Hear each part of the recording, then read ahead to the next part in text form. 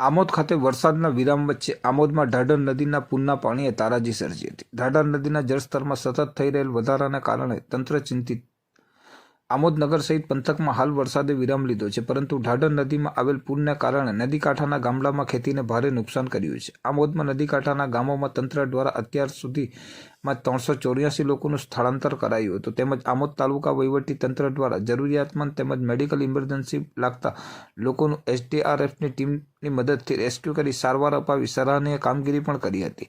આ ઉપરાંત ઢાઢર નદીના પાણીએ દાદાપુર ગામે એક 34 વર્ષીય યુવાન નવીન બારિયાનો પણ ભોગ લીધો હતો। ઢાઢર નદીના પાણીએ સર્જેલા વિનાશથી ખેડૂતોને પાકનો ધુમાડ થઈ ગયો હતો અને ખેતીને ખૂબ મોટો ફટકો પડ્યો હતો। આમોદ જંબુસરના ધારાસભ્ય DK સ્વામીએ પણ ઢાઢર નદીના પૂરના પાણીથી પ્રભાવિત અસરગ્રસ્ત ગામોની મુલાકાત લીધી હતી, તેમજ તેમણે ભરૂચ જિલ્લા કલેક્ટર તુષાર સુમેરાએ પણ વાડિયા દાદાપુર ગામોની મુલાકાત લઈ પૂરની પરિસ્થિતિનો તાગ મેળવ્યો હતો અને ઢાઢર નદીએ સર્જેલ પૂરની તબાહીના દ્રશ્યો પણ નિહાળ્યા હતા।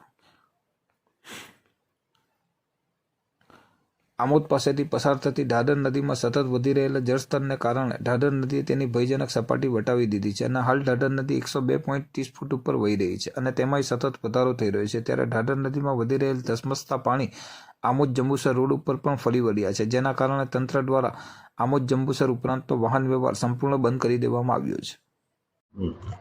આ ઢાઢર નદીમાં જે હાલ પૂરની સ્થિતિ સર્જાઈ છે તેના કારણે ભરૂચના ખાસ કરીને અમારા આમોદ અને જંબુસર તાલુકામાં ખાસા પાણી ગામો સુધી આવેલા છે। હાલ હમણાં જ હજી 12 લોકોનું અહીંયા રેસ્ક્યુ થયું છે અને એ રીતે અલગ અલગ જગ્યાએ ઓપરેશન્સ પણ ચાલી રહ્યા છે। ઘણા ગામોમાં ગામની અંદર પાણી નથી પણ રસ્તાઓથી કટ ઓફ થયા છે, તો ત્યાં પણ અમે પુરવઠા બાબતનું પણ અમે એન્શ્યોર કર્યું છે કે ત્યાં તમામ પ્રકારની સપ્લાય હાલ રહે। હજી લાગી રહ્યું છે કે આજકાલ સુધી તો આ પાણી ઓસરવામાં સમય લાગશે, એકાદ દિવસ તો એવું લાગી જ જવો જોઈએ। અમારી તમામ ટીમો હાલ અમે 3 ડેપ્યુટી કલેક્ટર્સને અહીંયા સ્ટેન્ડ બાય પર રાખી દીધા છે અને તમામ ગામોમાં હાલ અમારી ટીમો ઓન ધ ફિલ્ડ છે।